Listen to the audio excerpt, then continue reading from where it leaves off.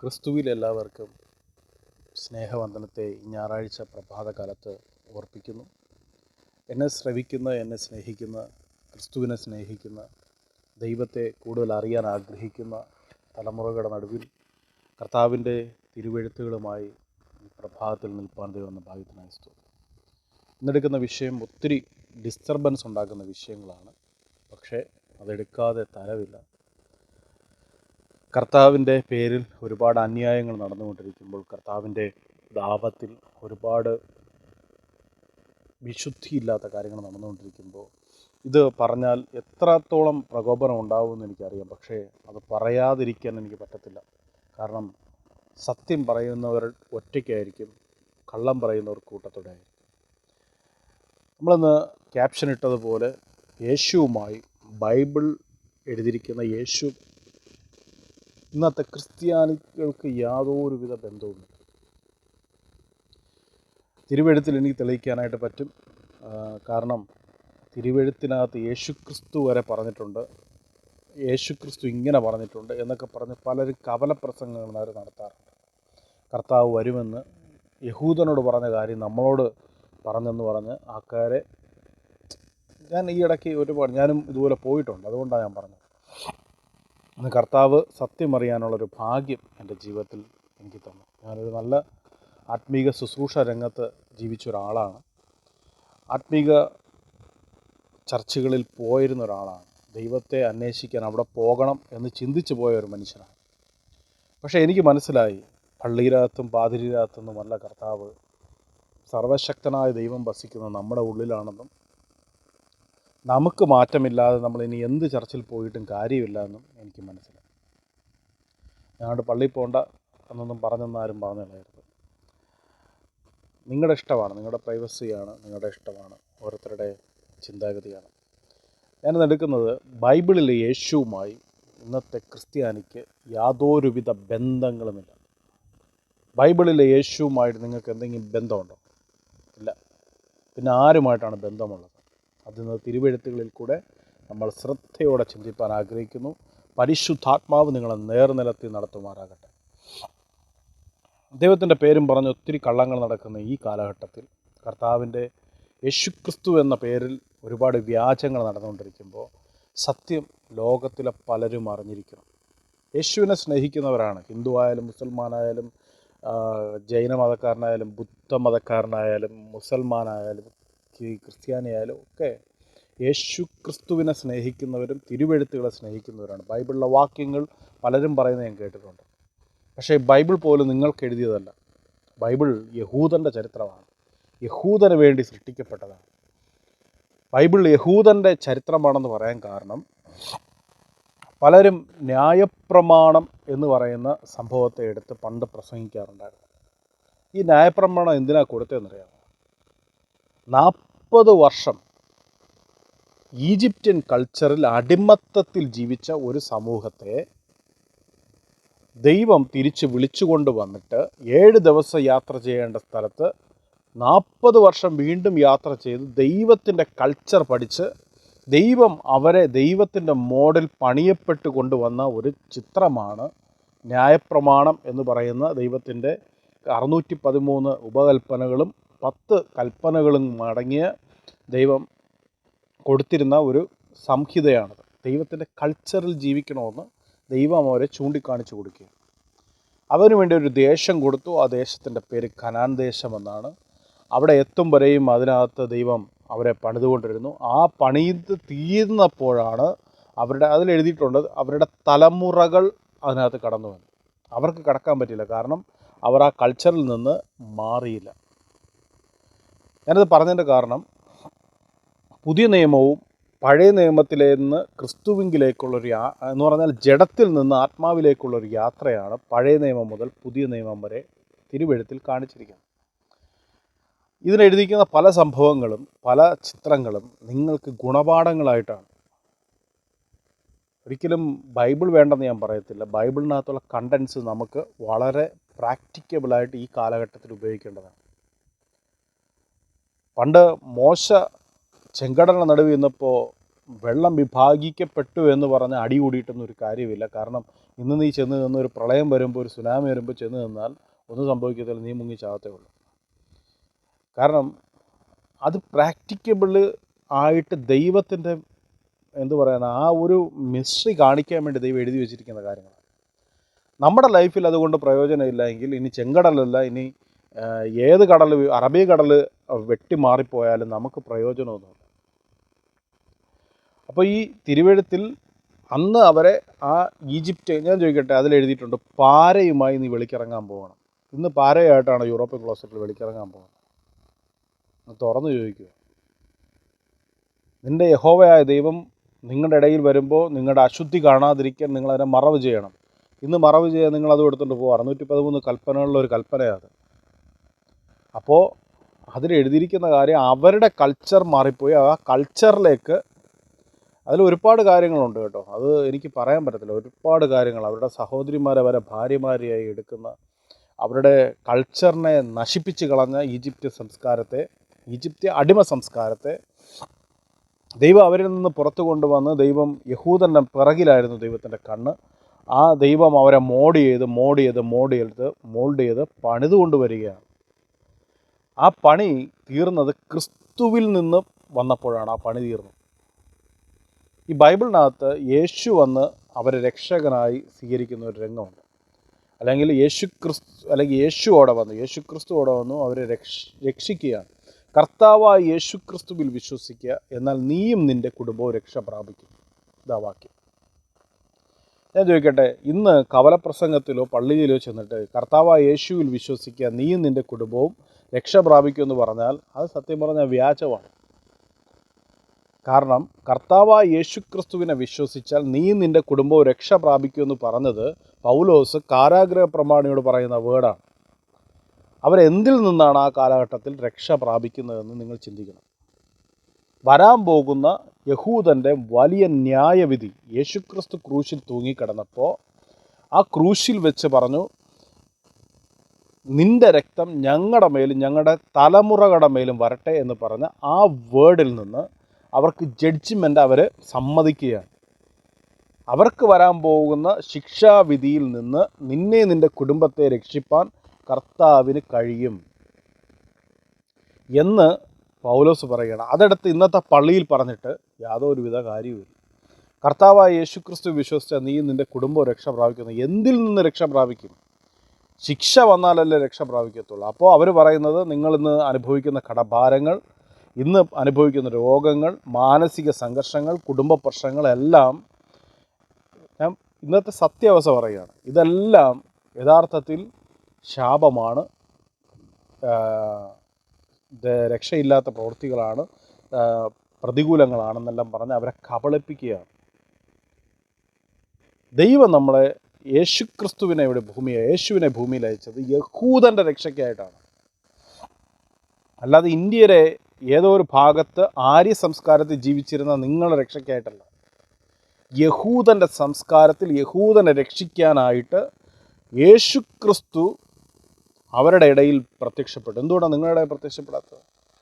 പലരും പ്രസംഗിക്കാറുണ്ട്, ഭൂമിയുടെ മധ്യഭാഗത്ത് തന്നെ ജനിച്ചതെന്നൊക്കെ പറയാൻ പറ്റും. ആ കാലഘട്ടത്തിൽ അവരോട് ഏതിന് പ്രസംഗിച്ചു, അല്ലെങ്കിൽ ഏതിനാണ് സംസാരിച്ചത്, ആ സാഹചര്യം നോക്കുക. എന്താണ് അവിടുത്തെ അപ്പോഴുള്ള സാഹചര്യം, നിലവാരം എല്ലാം നോക്കണം. ആരോട് എന്തിന് സംസാരിച്ചു എന്ന് നോക്കണം. യേശു എന്ന ഭൂമിയിൽ അവരുടെ അടുക്കൽ പ്രത്യക്ഷപ്പെട്ടെന്ന് ഞാൻ പറയത്തുള്ളൂ. പ്രത്യക്ഷപ്പെട്ട് അവരുടെ ഇടയിൽ പറഞ്ഞ ഒരുപാട് കാര്യങ്ങളുണ്ട്. അതൊന്നും നമ്മളെ ബേസ് ചെയ്യുന്ന വിഷയങ്ങളല്ല. അതൊക്കെ യഹൂദൻ്റെ ന്യായപ്രമാണത്തെ അവർ വഷളാക്കി, അവർ മതമാക്കി മാറ്റി. ഇന്നും ക്രിസ്ത്യാനിത്തെ മതം തന്നെയാണ്. കോവിഡ് സമയത്ത് ചർച്ചിലൊന്നും പോകാറില്ലായിരുന്നു ആൾക്കാർ. പിന്നെ കുറേ നാൾ കഴിഞ്ഞപ്പോൾ ലൈവ് മീറ്റിംഗ് തുടങ്ങിക്കഴിഞ്ഞപ്പോൾ അതെല്ലാം കഴിഞ്ഞ് കോവിഡ് കഴിഞ്ഞപ്പോൾ ഇപ്പോൾ പ്രസംഗിച്ചു തുടങ്ങുന്നത്, ചർച്ചിൽ പോയില്ല എങ്കിൽ, അല്ലെങ്കിൽ പള്ളികളിൽ നിങ്ങൾ ദൈവത്തെ സ്നേഹിക്കാൻ പോയില്ല എങ്കിൽ, ദൈവത്തെ ആരാധിക്കാൻ പോയില്ലെങ്കിൽ ദൈവം നിങ്ങളെ അടിക്കുമെന്ന്. ബൈബിളിൽ അങ്ങനെ ഒരു കാര്യം ഞാൻ ഇന്ന് വരെയും കണ്ടിട്ടില്ല സഹോദര. സഹോദരങ്ങളെ, അതിനകത്ത് ദൈവം സ്നേഹമാണെന്ന് മാത്രമേ കണ്ടിട്ടുള്ളൂ. സകല മനുഷ്യർക്ക് ആഹാരം കൊടുക്കുന്നു, സകല ഭൂമിയിലെ ജീവജല ജന്തുക്കൾക്കും ആഹാരം കൊടുക്കുന്നു, സകലതിനെയും പോറ്റി പുലർത്തുന്നു നല്ലവനായ ദൈവം. നിങ്ങൾ പറയുന്ന ദൈവത്തെ എനിക്കറിയത്തില്ല. അപ്പോൾ അവിടെ അപ്പോസ്തലന്മാർ പ്രവചിച്ചത് അവരോടാണ്, നിങ്ങളോടല്ല. പ്രവചനം എന്ന് പറഞ്ഞാൽ എന്താണെന്ന് ഞാനൊരു വാക്കുകൂടെ പറഞ്ഞു വിടാം. പ്രവചനം എന്ന് പറഞ്ഞാൽ ഇന്നത്തെ പോലെ ഇതിൻ്റെ പേന റൈനോൾസ് ആണ്, അതിലെ നിബ്ബ് നീല കളറാണ്, ഇതൊന്നുമല്ല പ്രവചനം. ഞാൻ പറയട്ടെ, പ്രവചനം എന്ന് പറയുന്നത് യേശുക്രിസ്തു വരാൻ പോകുന്നുവെന്നും യേശുക്രിസ്തു പ്രത്യക്ഷപ്പെട്ടുവെന്നും യേശുക്രിസ്തുവിൽ കൂടെ മാത്രമേ യഹൂദ ജനതയായ നിങ്ങൾക്ക് രക്ഷയുള്ളൂ എന്നും സമ്മിശ്ര ജാതിയായിപ്പോയ ജാതികളായ നിങ്ങൾക്ക് യേശുവിനെ വിശ്വസിച്ചാൽ രക്ഷപ്പെടും എന്ന് തീർത്തു കൊടുക്കുന്നു. അല്ലെങ്കിൽ ജഡ്ജിമെൻറ്റ് നിങ്ങൾക്ക് ഒഴിവായി പോകാം. കാരണം ഈ ജഡ്ജിമെൻറ്റ് വരുത്തുന്നത് ലോകമല്ല, ഈ ജഡ്ജിമെൻറ്റ് വരുത്തുന്നത് ദൈവമാണ്. അപ്പോൾ ദൈവത്തിൻ്റെ ആ ഒരു ജഡ്ജിമെൻ്റ് വരുന്ന ദൈവമല്ല. അവിടെ ആ ന്യായപ്രമാണം നശിച്ചപ്പോൾ അതിൻ്റെ കൂടെ, ഞാനത് ഒരിക്കൽ പറഞ്ഞിട്ടുണ്ട്, ന്യായപ്രമാണം നശിച്ചപ്പോൾ ആ സിസ്റ്റത്തിൻ്റെ കൂടെ എല്ലാം വൈപ്പ് ഔട്ട് ആയിപ്പോയി. അതിൽ അറ്റാച്ച് ചെയ്തിരിക്കുന്ന എല്ലാം വൈപ്പ് ഔട്ട് ആയിപ്പോവും. അങ്ങനെ അതിൽ അറ്റാച്ച് ചെയ്തിരിക്കുന്ന യേശുവിൽ വിശ്വസിക്കാതെ, ഉദാഹരണം പറഞ്ഞൊരു വലിയ ഫ്ലഡ് വന്നു, അപ്പോൾ എല്ലാവരും ഒഴുകി പോവുകയാണ്. ഒരുത്തൻ കയറി എന്നറിയാമോ, റോപ്പിൽ കയറി പിടിച്ചു. അപ്പോൾ ഈ റോപ്പിൽ കയറി പിടിച്ചപ്പോൾ ഈ റോപ്പിൽ കയറി പിടിച്ചവൻ രക്ഷപ്പെട്ടു, എന്നാൽ ലൈൻ കമ്പി കയറി പിടിച്ചവൻ മരിച്ചു. ഇതാണ് ഇവിടെയുള്ള പ്രശ്നം. നശിച്ചു പോയതിൻ്റെ കൂട്ടത്തിൽ വേറൊന്നിൽ കയറി പിടിച്ച ഒരാൾ രക്ഷപ്പെട്ടു എന്ന് പറഞ്ഞാൽ പിടിക്കേണ്ടത് കറക്റ്റ് സംഭവത്തിലേ പിടിക്കാവും. ലൈൻ കമ്പിയിലാണ് പിടിച്ചിരുന്നെങ്കിൽ നീയും പോവും, നീ മരിച്ചു പോവും. പിടിക്കേണ്ട കൃത്യമായ കാര്യങ്ങളിൽ മാത്രമേ ചെന്ന് പിടിക്കുക, അറിയേണ്ട കൃത്യമായ കാര്യങ്ങളിൽ ചെന്ന് അറിയാം. അപ്പോൾ ചർച്ചയിൽ പോയില്ല എങ്കിൽ ദൈവം അടിക്കുമെന്ന് പറഞ്ഞ് പേടിപ്പിച്ച് മനുഷ്യരെ നശിപ്പിച്ചു കൊണ്ടിരിക്കുന്നു. കാരണം ഇതൊക്കെ ഇവരുടെ വയറ്റിപ്പിഴപ്പാണെന്ന് ഞാൻ തുറന്നു പറയാം. യേശുക്രിസ്തു വന്നത് യഹൂദ ജനത്തിൻ്റെ രക്ഷയ്ക്കാണ്. എന്നാൽ പൗലോസ് ഒരു വേർഡ് പറഞ്ഞിട്ടുണ്ട്. ആ വേർഡ് വളരെ തീ പിടിച്ചൊരു വേർഡാണ്. പൗലോസിൻ്റെ ഓരോ വാക്യങ്ങൾ, പൗലോസ് എന്ന് പറഞ്ഞ മനുഷ്യൻ ന്യായപ്രമാണം സംബന്ധിച്ച അനിന്ദ്യൻ, പരീശനിൽ നിന്ന് ജനിച്ച പരീശനാണ്. ഗമാലിയേലിൻ്റെ കീഴിൽ നിന്ന് ന്യായപ്രമാണത്തെയും തിരുവെഴുത്തുകളെയും മൊത്തം കാണാതെ പഠിച്ച്, റെഫറൻസ് പോലും നോക്കാതെ കാണാതെ പഠിച്ച് അതിൻ്റെ ആഴങ്ങൾ തിരഞ്ഞു പഠിച്ച ഒരു മനുഷ്യനാണ്. അദ്ദേഹത്തെ ഈ 11 ശിഷ്യന്മാരിൽ നിന്ന് ദൈവം 12ാമതായി ദൈവം വിളിച്ച് വേർതിരിച്ച് എന്താണെന്ന് ഞാൻ ചിന്തിച്ചിട്ടുണ്ട്. പിന്നാണ് മനസ്സിലായത് അവർക്കില്ലാത്തൊരു പ്രത്യേകത പുള്ളിക്കുണ്ട്. അവർക്ക് യഹൂദൻ്റെ മാത്രം കൾച്ചറിലെ പ്രസംഗിക്കാൻ പറ്റത്തുള്ളൂ. പുള്ളിക്ക് യഹൂദൻ്റെ സിസ്റ്റത്തിൻ്റെ പുറത്ത് പോകാൻ പറ്റും. എന്ന് പറഞ്ഞാൽ നമ്മളെപ്പോലുള്ള ആൾക്കാരുടെ അടുക്കൽ തനിക്ക് സുവിശേഷം അറിയിക്കാൻ ഒരു പ്രത്യേക വാക്ചാതുര്യമുണ്ടായിരുന്നു. അത് തനിക്ക് കിട്ടിയത് അപ്പോസ്തലന്മാരിൽ നിന്നോ യേശുവിൻ്റെ കൂടെ നടന്നെന്ന് പറഞ്ഞതുകൊണ്ടോ അല്ല, തനിക്ക് കിട്ടിയത് ദൈവത്തിൻ്റെ റേമയിൽ നിന്നാണ്. അല്ലെങ്കിൽ ദൈവത്തിൻ്റെ നേരിട്ടുള്ള ഇടപെടലിൽ മരുഭൂമിയിൽ വെച്ച് തൻ്റെ പഴയ ന്യായപ്രമാണ സ്വഭാവം മുഴുവനും വൈപ്പ് ഔട്ടായി തന്നിലേക്ക് ദൈവത്തിൻ്റെ ആത്മാവിൻ്റെ ലൈഫ് എന്താണെന്ന് ദൈവം പഠിപ്പിച്ചു കൊടുത്തു. ഇന്ന് ദൈവം നമ്മളെ വിളിച്ചിരിക്കുന്നത് ആത്മാവിൻ്റെ ലൈഫിൽ ജീവിക്കാനാണ്. പലരും പറയും യേശുക്രിസ്തു ഇവിടെ ഭൂമിയിൽ വരും. ഈയിടയ്ക്ക് പറയുന്ന ഒരു പാസ്റ്റർ പറയുന്നത് കേട്ടു, അങ്ങനെ തന്നെ പറയാം, ബുദ്ധിയില്ലാത്ത പോങ്ങൻ, മാർച്ചിൽ, ഈ വരുന്ന മാർച്ചിൽ യേശുക്രിസ്തു വരുമെന്ന്. കാരണം ഡയറി ഇങ്ങനെ കശത്താണ് ഇരിക്കുന്നത്. യേശുക്രിസ്തു മാർച്ചിൽ വരുമോ? ദൈവം നോക്കിക്കൊണ്ടിരിക്കുന്നത് ജാനുവരി ആയല്ലോ, ഫെബ്രുവരി ആയല്ലോ, മാർച്ച് ആകുമ്പോൾ പോകണം. ഒരിക്കൽ യേശു വന്നിട്ട് നീ ഒന്ന് രക്ഷ പ്രാപിച്ചില്ലെങ്കിൽ ഇനി യേശു അല്ല, ഇനി ആര് വന്നാലും നീ ഒന്ന് രക്ഷ പ്രാപിക്കത്തില്ല. കാരണം നിൻ്റെയൊക്കെ അകമാണ് ക്ലിയർ ആകേണ്ടത്. ക്രിസ്തു വന്നത് നിങ്ങളെ രക്ഷിക്കാനാണ്. യേശുവായിട്ട് നിങ്ങൾക്ക് യാതൊരു ബന്ധവും. തുറന്ന് പറയാം, ഇനി എന്തൊക്കെ ആരോപണം വന്നാലും എന്തൊക്കെ പ്രശ്നങ്ങൾ വന്നാലും തിരുവെഴുത്തി തെളിയിക്കാൻ തയ്യാറാണ്. പൗലോസ് എബ്രായ ലേഖനം 4-ാം അധ്യായത്തിൽ എഴുതിക്കുന്നു, ദൈവത്തിൻ്റെ 12-ാം വാക്യം, വചനം ജീവനും ചൈതന്യവുമുള്ളതാണ്, ഇരുവായുത്തിലുള്ള ഏത് വാളിനേക്കാളും മൂർച്ചയേറിയതും പ്രാണനെ ആത്മാവിനെ സന്ധിമജ്ജകളെയും വേറെ പിടിക്കുന്നവരെ തുളച്ചെല്ലുന്നത് ഹൃദയത്തിലെ ചിന്തനങ്ങളെയും ഭാവങ്ങളെയും വിവേചിക്കുന്നതുമാകുന്നു. അടുത്ത വാക്യം, അവന് മറഞ്ഞിരിക്കുന്ന ഒരു സൃഷ്ടിയുമില്ല, സകലവും അവൻ്റെ കണ്ണിന് നഗ്നവും മലർന്നവുമായി കിടക്കുന്നു. അടുത്ത വാക്യം, അവനുമായിട്ടത്രേ നമുക്ക് കാര്യമുള്ളത്. വേറെ ആരുമായിട്ടല്ല, അവനുമായിട്ടാണ് നമുക്ക് കാര്യമുള്ളത്. അപ്പോൾ നമുക്ക് കാര്യമുള്ളത് ഈ വേർഡുമായിട്ടാണ്. എന്ന് പറഞ്ഞാൽ ബൈബിളിൽ എഴുതിയിരിക്കുന്ന വാക്യങ്ങളല്ല, ഈ വചനം എന്ന ആളുമായിട്ടാണ്. ആ വചനം എന്ന ആളിപ്പോൾ എവിടെയാണ്? നമ്മൾ ബൈബിളിനകത്ത് എഫെസ്യ ലേഖനം വായിക്കുമ്പോൾ എഫെസ്യ ലേഖനത്തിനകത്ത് പല ഭാഗങ്ങളിലും പൗലോസ് ജാതികളായ യഹൂദന്മാർക്ക് വേണ്ടി എഴുതിയിരിക്കുന്ന വേർഡാണ്.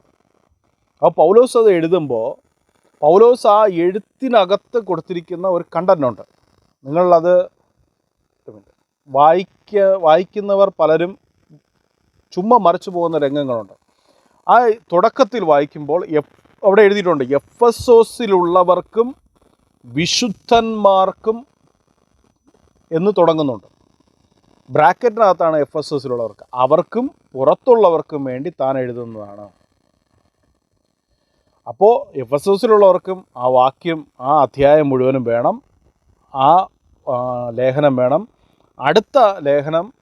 അടുത്ത ലേഖനങ്ങളെല്ലാം എഫെസോസിലുള്ള സഭയ്ക്ക് മാത്രമല്ല, പുറത്തുള്ളവർക്കും വിശുദ്ധരാണെന്ന് ക്രിസ്തുവിൽ വിശ്വസിക്കുന്നവർക്കും കൊടുത്തിരിക്കുകയാണ്. അതിനകത്ത് പല ഭാഗങ്ങളിലും എഴുതിയിട്ടുണ്ട്. എബ്രായ ലേഖനത്തിലും എഫെസർക്ക് എഴുതിയ ലേഖനത്തിലും പല ഭാഗങ്ങളിൽ എഴുതിയിട്ടുണ്ട് യേശു ക്രിസ്തുവെന്നും യേശുവെന്നും ക്രിസ്തേശുവെന്നും ക്രിസ്തു എന്നും എഴുതിയിട്ടുണ്ട്. അതിനാ ഒരേ പേര് പല രീതിയിൽ പല വെർഷനിൽ എഴുതിയിരിക്കുന്നു. ചിന്തിച്ചിട്ടുണ്ട്? ഞാനൊരു വാക്യം വായിക്കുക. എബ്രായ ലേഖനത്തിനകത്ത് 1:3 വാക്യത്തിൽ എഴുതിയിരിക്കും. 1 വാക്യം, 3 വാക്യം. അതുകൊണ്ട് വിശുദ്ധ സഹോദരന്മാരെ, സ്വർഗീയ വിളിക്ക് ഓഹരിക്കാരായുള്ളവരെ, നാം സ്വീകരിച്ചു പറയുന്ന അപ്പോസ്തലനും മഹാപുരോഹിതനുമായ യേശുവിനെ ശ്രദ്ധിച്ചു നോക്കുക. അടുത്ത വാക്യം മോശ ദൈവഭവനത്തിൽ നിന്ന് തുടങ്ങുകയാണ്. എന്ന് പറഞ്ഞാൽ ഇത് പറയുന്നത് യഹൂദജനമായ അവിടുത്തെ യഹൂദരോട് പറയുകയാണ്, യേശുവിനെ ശ്രദ്ധിച്ചു നോക്കണം, ശ്രദ്ധിച്ചേക്കണം യേശുവിനെ. എന്നാൽ ആ എബ്രായ ലേഖനം താഴോട്ട് വായിക്കുമ്പോൾ പലയിടത്തും എഴുതിയിട്ടുണ്ട് ക്രിസ്തുവിനെ. 4-ാം അധ്യായം നമ്മളിപ്പോൾ വായിച്ചെടുത്ത് എഴുതിക്കുന്നു, അവനുമായിട്ടല്ലേ കാര്യമുള്ളത് എന്ന് പറഞ്ഞിട്ട്. വേറൊരു ഭാഗത്ത് എഴുതിയിട്ടുണ്ട്, എബ്രായ ലേഖനം നമ്മൾ താഴോട്ട് വായിക്കുമ്പോൾ അവിടെ എഴുതിയിട്ടുണ്ട് ക്രിസ്തു യേശു, ക്രിസ്തു. ഇതെല്ലാം ഒരാളെക്കുറിച്ചാണ് പറയുന്നത്. പക്ഷേ 3 വെർഷനാണ് ബൈബിളിൽ യേശു ക്രിസ്തുവിനെ പരിചയപ്പെടുത്തുന്നത്. ഒന്ന്, ജഡത്തിലുള്ള യേശു ക്രിസ്തു. 2, ക്രിസ്തു യേശു, ക്രൂശിക്കപ്പെട്ട് കഴിഞ്ഞ സ്റ്റേജാണ് ക്രിസ്തു യേശു. 3, ഉയർത്തെഴുന്നേൽക്കപ്പെട്ട ക്രിസ്തു. അവിടെ യേശു എന്നൊരു നാമം വരുന്നില്ല. ഉയർത്തെഴുന്നേൽക്കപ്പെട്ട ക്രിസ്തുവുമായിട്ടാണ് ഈ പ്രപഞ്ചത്തിലെ എല്ലാ മനുഷ്യർക്കും ബന്ധം. അതുകൊണ്ടാണ് പൗലോസ് പറയുന്നത്, മഹത്വത്തിൻ്റെ പ്രത്യാശയായ ക്രിസ്തു നിങ്ങളെ വസിക്കുന്നു. യേശു വസിക്കുന്നതല്ല, ക്രിസ്തു വസിക്കുന്ന. ക്രിസ്തു എന്ന് പറയുന്നത് അനോയിൻറ്റ്മെൻ്റ് എന്നാണ്, അഭിഷേകം എന്നാണ്. നമ്മളെ ഈ ഒരു വാക്യമുണ്ട്, നമ്മൾ ജഡത്തിൽ, ഞാൻ ആ വാക്യം വായിക്കാം.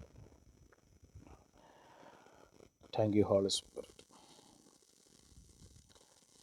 നമ്മൾ റോമർക്ക് എഴുതിയ ലേഖനം 8:10 നമ്മൾ വായിക്കുമ്പോൾ ക്രിസ്തു നിങ്ങളിൽ, വ്യക്തമായി വായിക്കണം, ക്രിസ്തു നിങ്ങളിൽ ഉണ്ടെങ്കിലോ ശരീരം പാപം നിമിത്തം മരിക്കേണ്ടതെങ്കിലും ആത്മാവ് നീതി നിമിത്തം ജീവനാകുന്നു. എന്ന് പറഞ്ഞാൽ നമ്മുടെ ശരീരം സിൻഫുൾ നേച്ചറാണ്, പക്ഷേ ആത്മാവ് ലൈഫാണ്. നമ്മൾ ഈ ഭൂമിയിലുള്ള ആൾക്കാർ പറയും, അയ്യോ എൻ്റെ ശരീരം മൊത്തം പാപമാണ്, ഞാനിതിനെ ക്ലിയറാക്കാൻ ധ്യാന കേന്ദ്രത്തിൽ പോകുന്നു, പള്ളിയിൽ പോകുന്നു, ഞാൻ മോസ്കിൽ പോകുന്നു, ഞാൻ അമ്പലത്തിൽ പോകുന്നു, ഞാൻ എന്നെ തന്നെ വ്രതശുദ്ധിയോടെ ആക്കാൻ വേണ്ടി ഞാൻ പോകുകയാണ്. ഒരിക്കലും നിങ്ങൾക്ക് കഴിയത്തില്ല. കാരണം ദൈവം മനുഷ്യനെ സൃഷ്ടിച്ചിരിക്കുന്നത് ദേഹം, ദേഹി, ആത്മാവ് എന്ന രൂപത്തിലാണ്, 3 ഫോംസിലാണ്. അപ്പോൾ ഈ ആത്മാവ് കൊണ്ടാണ് ബാക്കി രണ്ടുപേരും ജീവിക്കുന്നത്. മനുഷ്യനെന്ന് ജീവിക്കുന്നത് ശരീരത്തിലാണ്. ഈ ശരീരം ആത്മാവുമായിട്ട് ബന്ധമില്ലാതെ മരിച്ചു കിടക്കുന്നതുകൊണ്ടാണ് അവൻ ചിന്തകളിൽ ഭാരപ്പെടുന്നത്, പ്രതിസന്ധികളിൽ ഭാരപ്പെടുന്നത്, പ്രതികൂലങ്ങളിൽ താങ്ങും തണലുമായിരിക്കുന്ന ഹൃദയം പോലും അസ്വസ്ഥയായി ആത്മഹത്യ ചെയ്യുന്നത്. ഇതെല്ലാത്തിൻ്റെ പിന്നിൽ ഇവൻ ആത്മാവിൽ ജീവിക്കാൻ പറ്റാത്തതുകൊണ്ടാണ്. എന്താണ് ആത്മാവിൽ ജീവിക്കുക? ആത്മാവിൽ ജീവിക്കുന്ന ഒരു മനുഷ്യൻ എപ്പോഴും ദൈവത്തിൻ്റെ, പ്രപഞ്ച സൃഷ്ടാവായ ദൈവത്തെ ഹോൾഡ് ചെയ്യുന്നവനായിരിക്കും. അവൻ പോകുന്നിടമൊക്കെയും ദൈവത്തിൻ്റെ ശബ്ദം അവനെ ഭരിച്ചുകൊണ്ടിരിക്കും. അവൻ്റെ അനർത്ഥങ്ങളിൽ നിന്ന് ദൈവം അവനെ വിടുവിക്കും. അനർത്ഥം മാറാൻ പ്രാർത്ഥിക്കേണ്ട ആവശ്യമില്ല എന്ന് ഞാൻ പറയും. കാരണം അവന് ദൈവവുമായിട്ട് ബന്ധമുണ്ടെങ്കിൽ അവൻ ദൈവവുമായിട്ട് ചലിക്കും. നമ്മൾ ഈ ഭൂമി ജനിച്ച് ഏതോ ഒരു ഹോസ്പിറ്റലിൽ ജനിച്ച് ഏതോ ഒരു അപ്പൻ്റെ അമ്മയും കീഴിൽ, നമ്മുടെ അപ്പൻ്റെ അമ്മയും കീഴിൽ വളർന്ന് വരുന്ന വ്യക്തികളാണ്. നമ്മൾ മനുഷ്യൻ്റെ നേച്ചറുള്ളവരാണ്. പക്ഷേ നമ്മുടെ ഉള്ളിൽ നിന്ന് ആത്മാവിനെ ദൈവിക കൾച്ചറിലേക്ക്, നമുക്കിഷ്ടമുള്ള സമയത്ത് ഉറങ്ങുക, ഇഷ്ടമുള്ള സമയത്ത് എഴുന്നേൽക്കുക, ഇഷ്ടമുള്ള കാര്യങ്ങൾ നമ്മൾ ചെയ്യുന്നു. നമ്മുടെ ശരീരത്തിന് വേണ്ടി നമ്മൾ അധ്വാനിക്കുന്നു. ഒരു മനുഷ്യൻ തൻ്റെ ജീവിതകാലം മുഴുവനും പണമുണ്ടാക്കാനാണ് ഓടുന്നത്. തൻ്റെ വയറിനെ, തൻ്റെ ശരീരത്തെ, തൻ്റെ ഈഗോസിനെ, തൻ്റെ മറ്റുള്ളവരുടെ കൾച്ചറിനെ വലുതാക്കാൻ അവൻ പണമുണ്ടാക്കാൻ ഓടുന്നു. തൻ്റെ ജീവിതത്തിൻ്റെ ഏറ്റവും വലിയൊരു ഭാഗം, മരണം വരെയുള്ള ഭാഗങ്ങൾ താൻ സമ്പത്തുണ്ടാക്കാനായിട്ട് ഓടുക. അപ്പോൾ അവൻ ചിന്തിക്കാത്തൊരു കാര്യം എന്ന് പറയാമോ, ഈ സമ്പത്തിൻ്റെ ഇടയിലും ഇവൻ ചിന്തിക്കാത്ത കാര്യം, ദൈവവുമായിട്ട് ഇവന് ബന്ധമില്ലാത്തടത്തോളം കാലം ഇവൻ ശൂന്യനായിരിക്കും. നമ്മൾ നോക്കുമ്പോൾ അയാൾ ബെൻസ് കാറിൽ അല്ലെങ്കിൽ BMW റേഞ്ച് റോവറിൻ്റെ കാറിൽ വന്നിറങ്ങുന്നു, നല്ല കൂടിയ ആഡംബരമായ ഡ്രസ്സുകൾ ധരിക്കുന്നു, അവരുടെ ഫാമിലിക്ക് യാതൊരു പഞ്ഞമില്ല, അധികാരമുണ്ട്, എല്ലാം ഉണ്ട്. പക്ഷേ ജീവിതത്തിൽ എവിടെയോ ഒരു ശൂന്യത. ആ ശൂന്യതയുടെ കാരണം ധൂർത്തുപുത്രം പോയതുപോലെയാണ്. അവൻ പോയപ്പോൾ അവന് ഫാമിലി ലൈഫിനകത്തുള്ള, അവനൊരിക്കൽ അനുഭവിച്ചിരുന്നതാണെന്ന് ഓർക്കണം, നമ്മൾ അനുഭവിച്ചിട്ടില്ല. ആ സന്തോഷം അവന് കിട്ടിയില്ല. അവൻ തിരികെ വന്നുവെന്നാണ്. അനുഭവിച്ചവൻ തിരിച്ചു വരും, അനുഭവിക്കാത്തവൻ ഈ ഭൂമിയിൽ തന്നെ പട്ടുപോകും. ദൈവവുമായിട്ട് ബന്ധം വരേണ്ടത് ആത്മാവിൽ ജീവിക്കുമ്പോഴാണ്. നമ്മുടെ കൾച്ചർ മാറും, നമ്മുടെ സംസാരം മാറും, നമ്മുടെ സ്വഭാവം മാറും, നമ്മുടെ ആറ്റിറ്റ്യൂഡ്സ് മാറും. നമ്മുടെ ജീവിതകാലം പണം ഉണ്ടാക്കാനല്ല നമ്മളോടുന്ന, പൈസയോട് നമുക്ക് ആർത്തി വരത്തില്ല, നമുക്ക് മറ്റുള്ളവരെ ചതിക്കാനുള്ള മെൻറ്റാലിറ്റി വരത്തില്ല. ദൈവത്തിൻ്റെ കൾച്ചറിൽ ഇസ്രായേൽ ജനത്തെ കനാൻ ദേശത്തിൻ്റെ കൾച്ചറിലാക്കിയതുപോലെ ദൈവത്തിൻ്റെ കൾച്ചറിൽ ദൈവം നമ്മളെ പണിയണമെങ്കിൽ നമ്മൾ ആത്മാവിൽ ജീവിക്കണം. ആത്മാവിൽ ജീവിക്കണമെന്ന് പറഞ്ഞാൽ ഉപവസിച്ചാലും പ്രാർത്ഥിച്ചാലും പള്ളിയിൽ പോയാലും നടക്കത്തില്ല. ക്രിസ്തുവിനെ വഹിക്കുന്നു എന്നുള്ളൊരു ബോധ്യം ഒരുത്തനുണ്ടെങ്കിൽ അവൻ ദൈവിക കൾച്ചറിലേക്ക്, അവനൊരു ആഗ്രഹമുണ്ടെങ്കിൽ അവൻ ആ ദൈവിക കൾച്ചറിലേക്ക് വരും. ആർക്കും അവരെ ചതിക്കാൻ പറ്റത്തില്ല, ആർക്കും അവരെ കബളിപ്പിക്കാൻ പറ്റത്തില്ല. കാരണം അവർ ദൈവിക റലത്തിൽ ജീവിക്കുന്നവരാണെന്ന് ഞാൻ ഒറ്റ വാക്കി പറയാം. ഹല്ലേലൂയ. ഇപ്പോൾ ഞാൻ പണ്ട് പറഞ്ഞിട്ടുണ്ട്, ദൈവത്തിൻ്റെ മഹത്വത്തിന് പല ഡൈമെൻഷൻസ് ഉണ്ടെന്ന്. അപ്പോൾ ഒരാൾ എന്നോട് പലപ്പോഴും തർക്കിച്ചിട്ടുണ്ട്. അപ്പോൾ ഞാൻ ചോദിച്ചു, ഈ താഴെ നിന്ന് നമ്മൾ ആകാശത്തോട്ട് നോക്കിയാൽ ആകാശം പരന്നതുപോലെ കിടക്കും, കടലിലോട്ട് നോക്കിയാൽ കടൽ അങ്ങ് കിടക്കും. പക്ഷേ ഈ കടലിനകത്ത് മീൻ പിടിക്കാൻ പോകുന്നവർക്ക് ഡൈമെൻഷൻസ് ഉണ്ട്, എങ്ങോട്ട് പോകണം, GPS അവരെ തിരിക്കും. ആകാശത്ത് പോകുന്നവരെയും അവർക്ക് ദിശ അറിയാം, ദിശ എന്ന് പറയും. ഡൈമെൻഷൻസ് ഉണ്ട്. പരന്ന് കിടക്കുന്ന സ്ഥലത്ത് എവിടെയാണ് ഡൈമെൻഷൻ? ഇന്ന സ്ഥലത്തൂടെ പോയാൽ ഇന്ന സ്ഥലത്ത് എത്താമെന്നുള്ള ഡൈമെൻഷൻ. ആകാശത്ത് മഴവില്ല് വരുമ്പോൾ പല കളറായി മനുഷ്യൻ്റെ കണ്ണിൽ കാണുന്ന ഡൈമെൻഷൻ.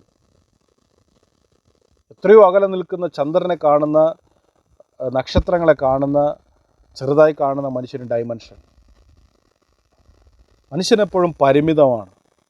ഒരുപാട് കാശുണ്ട്, വസ്തുവുണ്ട്, വീടുണ്ട്, ഞങ്ങൾക്കെല്ലാം ഉണ്ടെന്ന് പറയുമ്പോൾ ജീവിതത്തിൻ്റെ എവിടെയോ ഒരു ശൂന്യത ഉണ്ടെങ്കിൽ അതിൻ്റെ അർത്ഥം നിങ്ങൾക്ക് ദൈവവുമായിട്ട് ആത്മാവിൽ ജീവിക്കാതെ നിങ്ങൾക്ക് പറ്റത്തില്ല. ഞാനൊരു വാക്യം കൂടെ വായിച്ച് ഈ ഭാഗം അങ്ങ് നിർത്തുകയാണ്. 1 യോഹന്നാൻ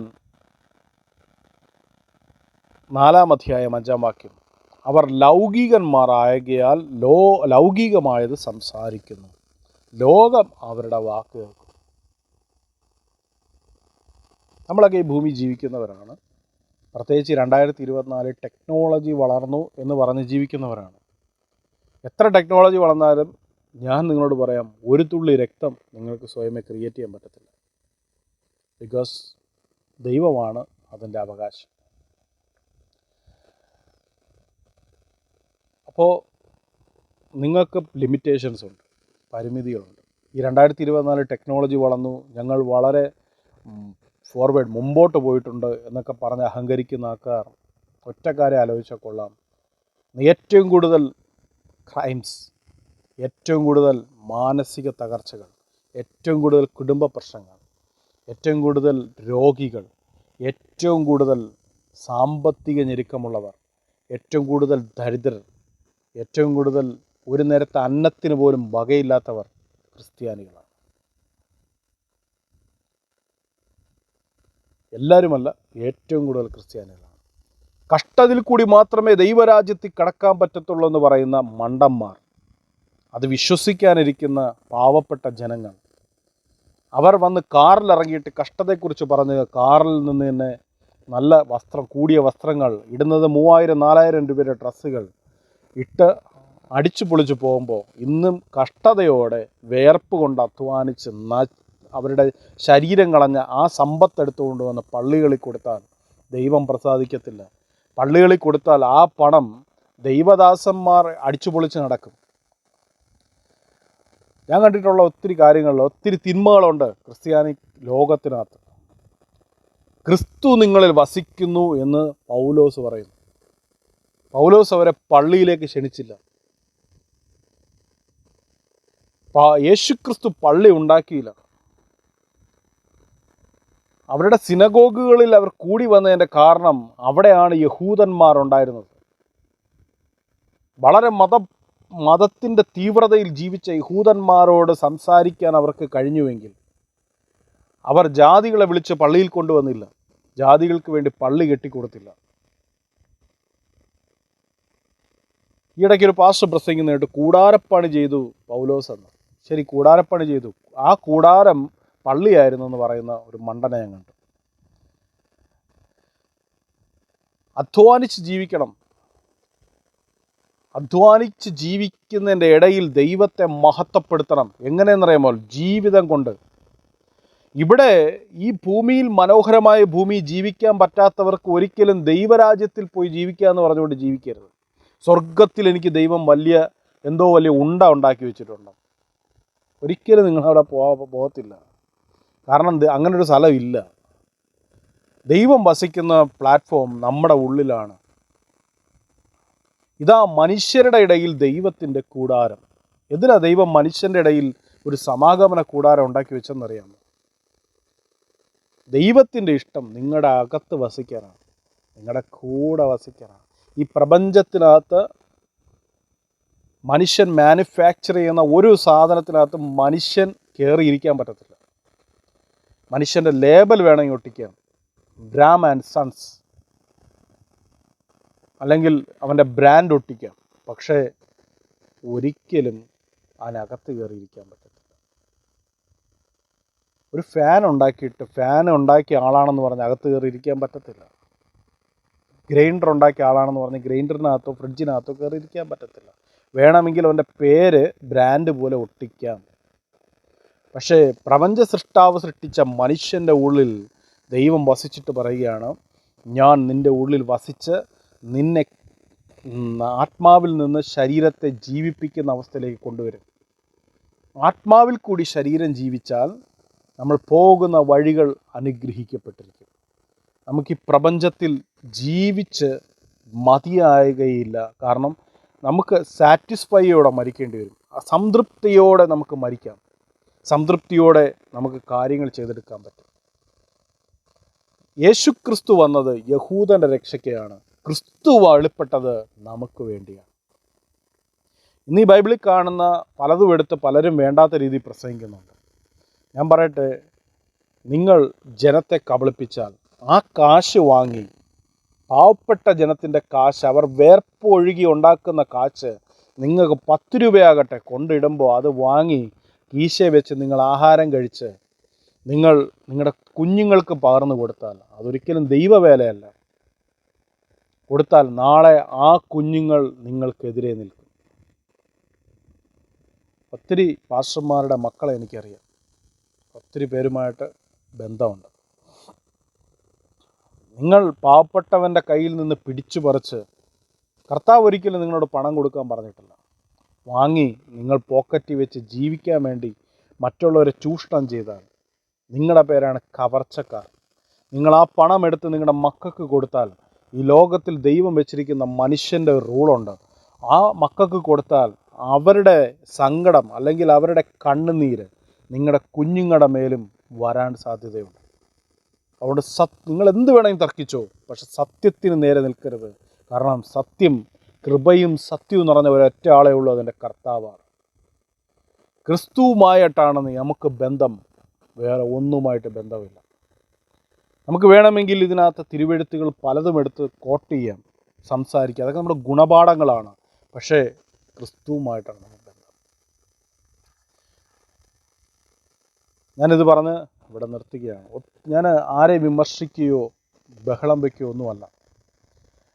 ഞാനൊരു ക്രിസ്തീയ വിശ്വാസത്തിൽ നിന്ന്, ഹിന്ദുയിസത്തിൽ നിന്നും ക്രിസ്തീയ വിശ്വാസത്തിലേക്ക് വന്നു. ക്രിസ്തീയ വിശ്വാസത്തിൽ നിന്ന് ഞാൻ വീണ്ടും പെന്തക്കോസ് സിസ്റ്റത്തിലേക്ക് വന്നു. പെന്തക്കോസ് സിസ്റ്റത്തിലേക്ക് ശുശ്രൂഷകനായ ദൈവം വിളിച്ചു എന്ന് പറഞ്ഞ് എൻ്റെ പഠനവും വിദ്യാഭ്യാസവും ഒക്കെ തകർത്തു.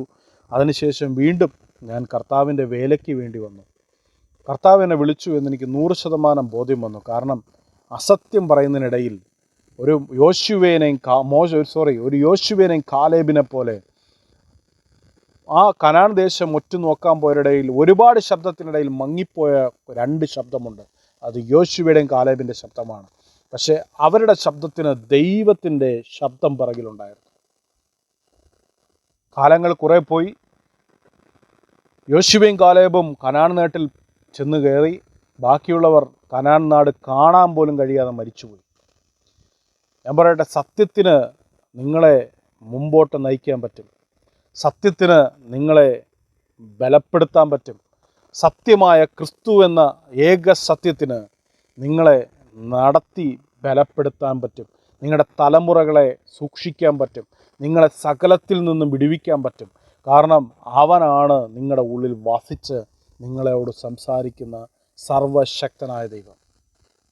ഈയിടയ്ക്ക് ഒരു വാക്കുകൂടെ ഞാൻ പറയട്ടെ. ഈയിടയ്ക്ക് ഒരു സ്ത്രീ, അങ്ങനെ പറയത്തുള്ളൂ, അവർ ഒരു മദാമ, നമ്മളെ മലയാള ഭാഷയിൽ പറഞ്ഞാൽ അങ്ങനെയാണ്, മദാമ. അവർ പറയുകയാണ്, ഞാൻ മരിച്ച് സ്വർഗത്തിലേക്ക് പോയി. അവിടെ ചെന്നപ്പോൾ യേശു നിന്ന് കരയുകയാണ്. എനിക്ക് കേട്ട സമയം തൊട്ട് ചിരി വരികയാണ്. യേശു നിന്ന് ഭയങ്കര കരച്ചിൽ. അമ്മച്ചി എന്ന് ചോദിച്ചു, കർത്താവെ എന്തിനാ കരയുന്നത്? അപ്പോൾ യേശു പറയുന്നു, ജനങ്ങൾ പാപത്തിലേക്ക് പോകുന്നു, നരകത്തിലേക്ക് പോകുന്നതുകൊണ്ട് ഞാനിന്ന് കരയുകയാണ്. ഇത്ര ഗതികെട്ട ഒരു ദൈവത്തെ ഞാൻ അവരുടെ അടുക്കൽ നിന്ന് കണ്ടിട്ടില്ല. മരണത്തെയും പാതാളത്തെയും ജയിച്ചു എന്ന് പറയുന്ന, അത് വിശ്വസിക്കുന്ന വിശ്വാസികൾ നിന്ന് കരയുകയാണ്. യേശു സർവശക്തനാണ്, ക്രിസ്തു സർവശക്തനാണ്, ദൈവം സർവശക്തനാണെന്ന് പറയുന്നവർ ഈ ബ്ലണ്ടർ പറഞ്ഞപ്പോൾ കരയുകയാണ്. ഞാനത് കേട്ട് ഞാൻ ആലോചിക്കും തോറും ഞാൻ ജോലി ചെയ്തുകൊണ്ടിരിക്കുമ്പോഴും ചിരിച്ചുകൊണ്ടിരിക്കുകയായിരുന്നു. സർവശക്തനായ ദൈവം കരയുന്നു, ജനം പാപത്തിലേക്ക് തിരിയുന്നു, നരകത്തിലേക്ക് പോകുന്നു. എടാ മണ്ടച്ചാരെ, ഈ ശരീരം പാപം നിമിത്തം മരിക്കേണ്ടതെങ്കിലും ആത്മാവ് നീതി നിമിത്തം ജീവനാണെന്ന് പഠിപ്പിച്ച ഈ ഒരു പുസ്തകത്തിനകത്ത് എഴുതി വെച്ച്, റോമർക്ക് എഴുതിയ ലേഖനം 8-ാം അധ്യായത്തിൽ എഴുതി വെച്ചിട്ട് യേശു എന്ന് കരയേണ്ട കാര്യമില്ല. ഒരിക്കൽ അവൻ വന്നു, സകലതും ക്ലിയർ ചെയ്ത്, അകത്താത്മാവായി വസിച്ച് നമ്മളെ ശരീരത്തെ ക്ലിയർ ചെയ്ത്, മരണപരമായ നമ്മുടെ ശരീരത്തെ ക്ലിയർ ചെയ്തിട്ടുണ്ടെങ്കിൽ, ഞാൻ ഒരു വാക്യം കൂടെ അതിൽ വായിക്കാം. യേശുവിനെ ക്രിസ്തു നിങ്ങളിൽ ഉണ്ടെങ്കിൽ, റോമർക്കെഴുതിയ ലേഖനം 8:10 ക്രിസ്തു നിങ്ങൾ ഉണ്ടെങ്കിലോ ശരീരം പാപനിമിത്തം മരിക്കേണ്ടതെങ്കിലും ആത്മാവ് നീതി നിമിത്തം ജീവനാണ്. അടുത്ത വാക്യം, യേശുവിനെ മരിച്ചവരിൽ നിന്ന് ഉയർപ്പിച്ചവൻ്റെ ആത്മാവ് നിങ്ങളിൽ വസിക്കുന്നുവെങ്കിൽ ക്രിസ്തു യേശുവിനെ, ശ്രദ്ധിച്ച് കേൾക്കണം, ആ വാക്യത്തിനകത്ത് ഓരോന്നിനകത്തും ക്രിസ്തു യേശു എന്നൊക്കെ പറയുന്നുണ്ട്. ക്രിസ്തു യേശുവിനെ മരണത്തിൽ നിന്ന് ഉയർപ്പിച്ചവൻ നിങ്ങളുടെ ഉള്ളിൽ വസിക്കുന്ന തൻ്റെ ആത്മാവിനെ കൊണ്ട് നിങ്ങളുടെ മർത്യ ശരീരങ്ങളെ ജീവിപ്പിക്കും. മരിച്ചു പോകുന്ന നിങ്ങളുടെ ആത്മാവിനെ അവൻ വീണ്ടും ജീവിപ്പിക്കും എന്നാണ് പറയുന്നത്. എന്ന് പറഞ്ഞാൽ നിങ്ങൾ മരിക്കത്തില്ലെന്നല്ല, ഈ ഭൂമിയിൽ നിന്ന് മരിച്ചു പോകാതിരിക്കത്തില്ലെന്നല്ല, നിങ്ങളുടെ മരണകരമായ ശരീരത്തിൻ്റെ അവസ്ഥകളിൽ നിന്ന് ആത്മാവ് നിങ്ങളെ ജീവനിലേക്ക് കൊണ്ടുവരും. കാരണം അകത്ത് വസിക്കുന്നത് വേറൊരാത്മാവാണ്. ഈ മനോഹരമായ വാക്യം എഴുതി വെച്ചിട്ട് യേശു എന്ന് കരയുക. ദൈവത്തിൻ്റെ ജീവനിൽ നിന്ന് നമ്മൾ ലോകത്തിൻ്റെ ജീവൻ ആയ നമ്മുടെ ശരീരത്തെ ദൈവത്തിൻ്റെ ജീവൻ നമ്മളെ ഫോഴ്സ് ചെയ്ത് കവർന്ന് പിടിക്കുമെന്നതിൻ്റെ അർത്ഥം, ഹോൾഡ് ചെയ്യുമെന്നർത്ഥം.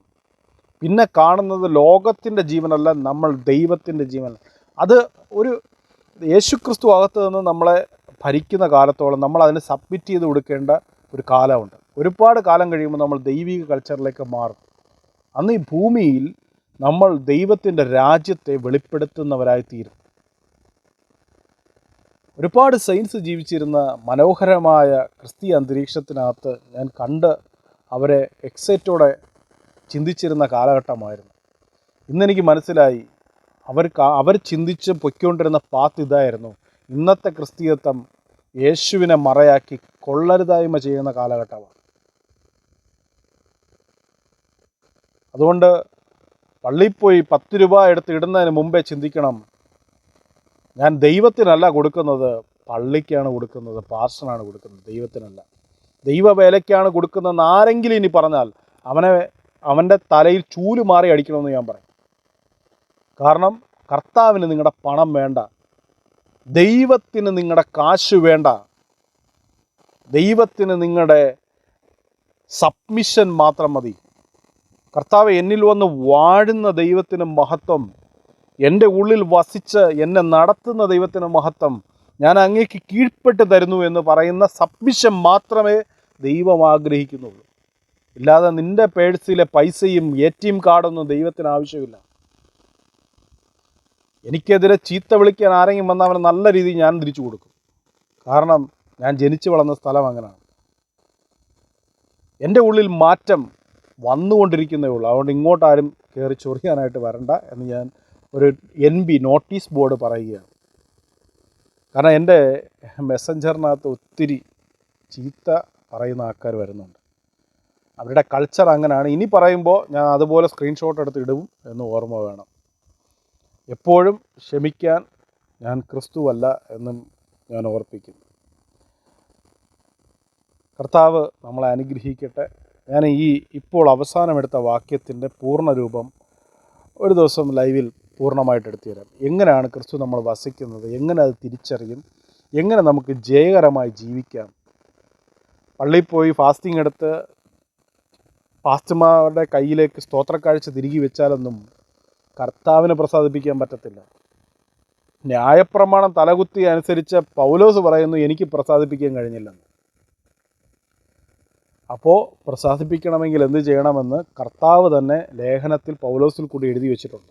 അത് ഞാൻ അടുത്ത ആഴ്ചകളിൽ പറ്റുമെങ്കിൽ ചെയ്തു തരാം. നിങ്ങൾക്ക് പ്രയോജനമുണ്ടെങ്കിൽ നിങ്ങളുടെ മരണക്കിടക്കുകളിൽ നിങ്ങൾ എഴുന്നേൽക്കാൻ പറ്റും, രോഗക്കിടക്കുകളിൽ നിന്ന് എഴുന്നേൽക്കാൻ പറ്റും, ദാരിദ്ര്യത്തിൽ നിന്ന് റിക്കവർ ചെയ്യാൻ പറ്റും, ജയകരമായി ജീവിക്കാൻ പറ്റും. നിങ്ങൾ ഈ ക്രിമിനൽ മെൻറ്റാലിറ്റിയിൽ നിന്ന്, ടെൻഡൻസിയിൽ നിന്ന് നിങ്ങൾക്ക് വിടുവിക്കാൻ പറ്റും. യേശു ക്രിസ്തുവിൽ കൂടി നിങ്ങൾക്ക് പുതിയൊരു ജീവിതം ഈ ഭൂമി, നഷ്ടബോധം മുഴുവനും മാറാൻ പറ്റും. കർത്താവിൽ എഴുന്നേറ്റ് നിൽക്കാൻ പറ്റും. ദൈവം നിങ്ങളെ സഹായിക്കട്ടെ, ബലപ്പെടുത്തുമാറാകട്ടെ, നിങ്ങളുടെ ഉള്ളിൽ വസിച്ച് വൻ കാര്യങ്ങളെ ചെയ്യുമാറാകട്ടെ. ആമേൻ.